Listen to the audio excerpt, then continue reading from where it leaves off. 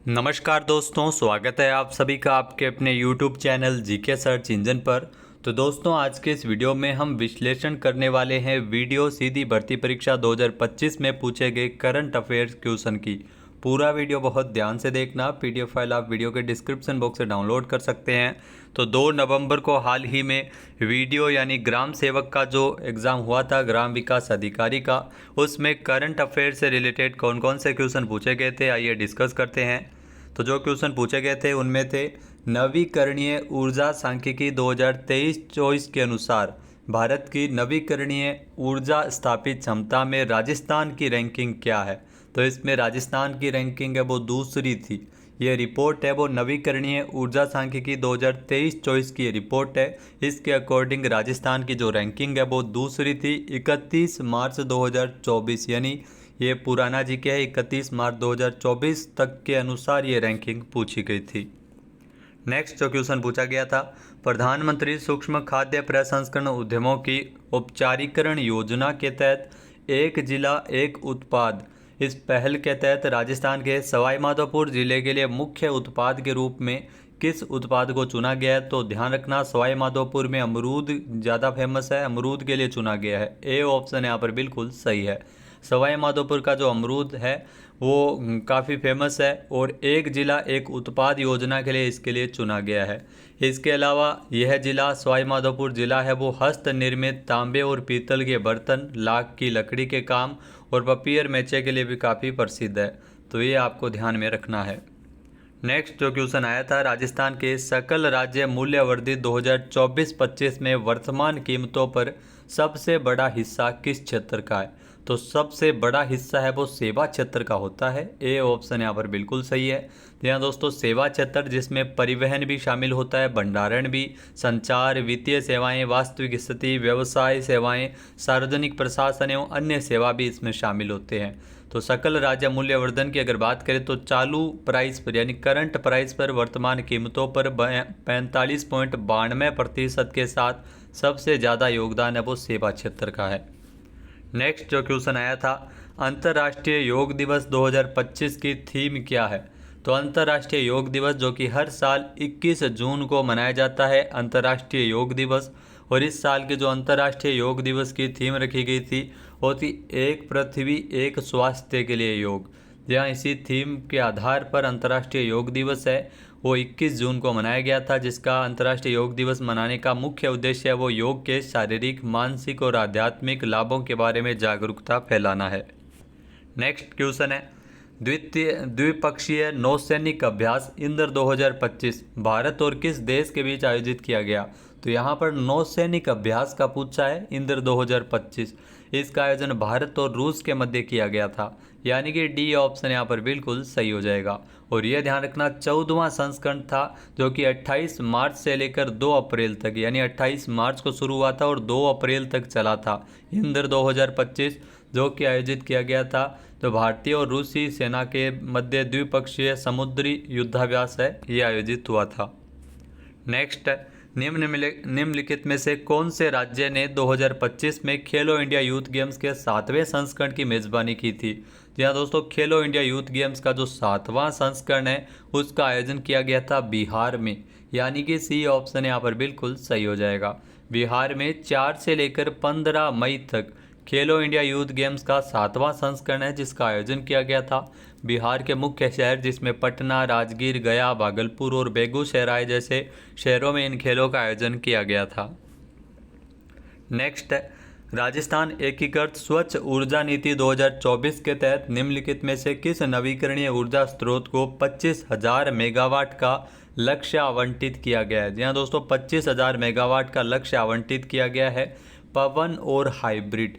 जहाँ पवन और हाइब्रिड नवीकरणीय ऊर्जा स्रोत को लक्ष्य आवंटित किया गया। सी ऑप्शन यहाँ पर बिल्कुल सही है। राजस्थान एकीकृत स्वच्छ ऊर्जा नीति, ये पॉलिसी के अंतर्गत क्वेश्चन है वो पूछा गया था, नीतियों से संबंधित क्वेश्चन था।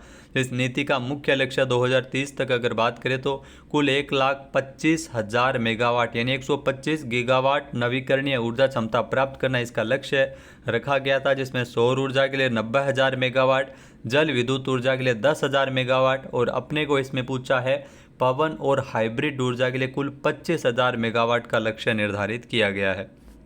नेक्स्ट, मुख्यमंत्री मंगला पशु बीमा योजना के अंतर्गत निम्नलिखित में से किस पशु को बीमा कवरेज से बाहर रखा गया है? अगर आप ये क्वेश्चन पूरा पढ़ते हैं तो आप आसानी से इस क्वेश्चन को कर सकते हैं। सूअर को इसमें बाहर रखा गया है, ऊँट का होता है, भैंस का भी होता है और गाय का भी बीमा है वो इसमें किया जाता है। सी ऑप्शन यहाँ पर बिल्कुल सही है। मुख्यमंत्री मंगला पशु बीमा योजना, इसमें कुल 21 लाख पशुओं का बीमा किया जाना प्रस्तावित है और इस बीमा के लिए प्रत्येक कैटल यूनिट पशु की अधिकतम बीमा राशि 40,000 रुपये निर्धारित की गई है। तो राजस्थान में इस योजना को चलाया जा रहा है। नेक्स्ट, निम्नलिखित में से किसे राजस्थान से साहित्य अकादमी युवा पुरस्कार 2024 के लिए चुना गया था? जी हाँ दोस्तों, साहित्य अकादमी युवा पुरस्कार 2024 ये सोनाली सुथार को मिला था। डी ऑप्शन यहाँ पर बिल्कुल सही है।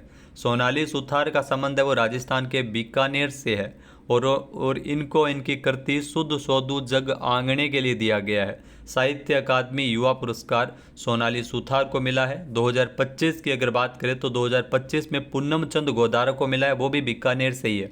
हो सकता है आगे जो एग्ज़ाम हुए उसमें पूछा जाए, लेकिन यहाँ पर 2024 का पूछा है तो सोनाली सुथार है वो इसमें सही आंसर है।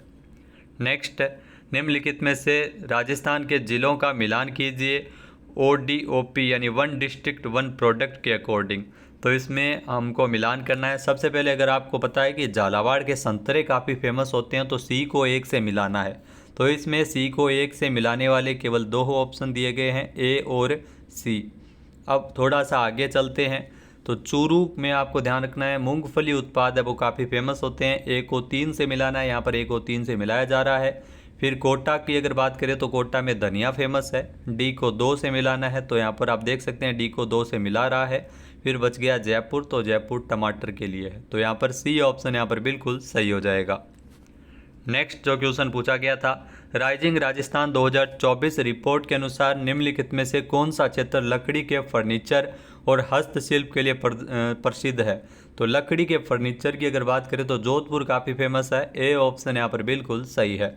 लकड़ी के फर्नीचर और हस्तशिल्प के लिए जोधपुर है वो काफ़ी प्रसिद्ध है।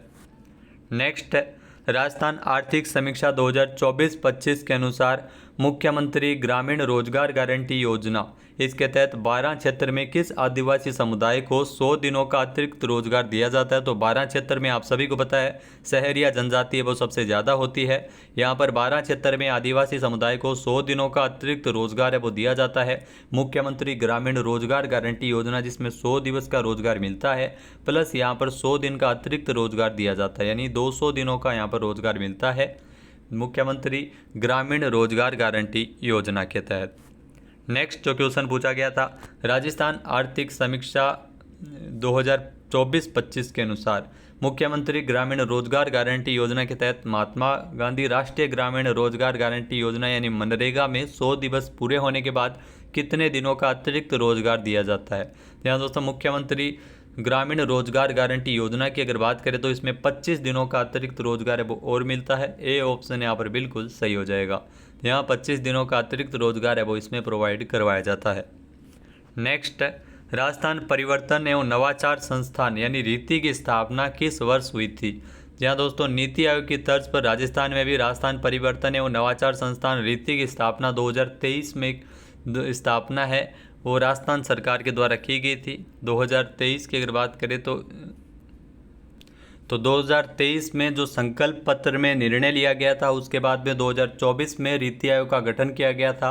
राजस्थान परिवर्तन एवं नवाचार संस्थान यानी इंग्लिश में अगर बात करें तो Rajasthan institute for transformation and innovation यानी रीति का गठन है वो नीति आयोग की तर्ज पर राजस्थान में किया गया था, यानी कि सी ऑप्शन यहाँ पर बिल्कुल सही है। रीति का कार्य क्या होगा? तो इसमें मुख्यमंत्री इसमें अध्यक्ष होते हैं और रीति का कार्य जो विभिन्न क्षेत्रों में राज्य के विकास के लिए नीतियाँ तैयार करना और सुझाव देना, और इसके अतिरिक्त विकसित राजस्थान 2047 जो डॉक्यूमेंट है वो तैयार किया गया वो भी रीति के द्वारा ही तैयार किया गया है। ये भी आपसे एग्जाम में पूछा जा सकता है। नेक्स्ट, राजस्थान में डेटा सेंटर्स और सनराइज बूस्टर के संदर्भ में रिप्स 2024 के अंतर्गत निम्नलिखित में से कौन सा कथन सही है? सबसे उपयुक्त विकल्प का चयन करना है। तो इसमें 10 मेगावाट न्यूनतम क्षमता के डेटा सेंटर्स की, जहाँ 10 मेगावाट न्यूनतम क्षमता के डेटा सेंटर्स की केवल प्रथम 3 इकाइयाँ 25% सनराइज बूस्टर के लिए पात्र है, यानी कि 1 नंबर ऑप्शन यहाँ पर बिल्कुल सही है। जहाँ दोस्तों रिप्स 2024, जिसमें राजस्थान में डेटा सेंटर्स और सनराइज बूस्टर यानी नए उद्योगों को बढ़ावा देने के लिए एक निवेश प्रोत्साहन यह योजना है। इसके अंतर्गत 10 मेगावाट या उससे अधिक क्षमता वाले पहले 3 डेटा सेंटर और मेगा अल्ट्रा मेगा श्रेणी में आने वाले सनराइज सेक्टर की पहली 3 इकाइयों को प्रोत्साहन मिलता है, जो कि परिसंपत्ति निर्माण प्रोत्साहन के अतिरिक्त होता है।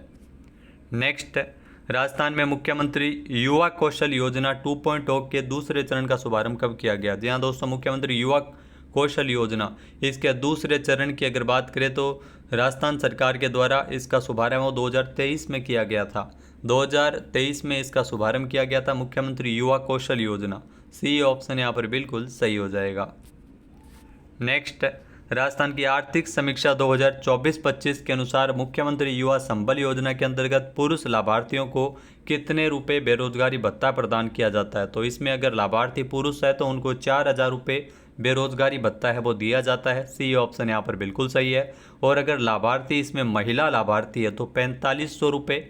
इसके अलावा विशेष योग्यजन और ट्रांसजेंडर लाभार्थी है तो उनको भी 4500 रुपये बेरोजगारी भत्ता है वो दिया जाता है। नेक्स्ट क्वेश्चन है, मार्च 2025 में BRICS youth council entrepreneurship working group meeting की मेज़बानी है वो किस देश ने की थी? जहाँ दोस्तों इसकी मेज़बानी है वो भारत के द्वारा की गई थी। बी ऑप्शन यहाँ पर बिल्कुल सही है।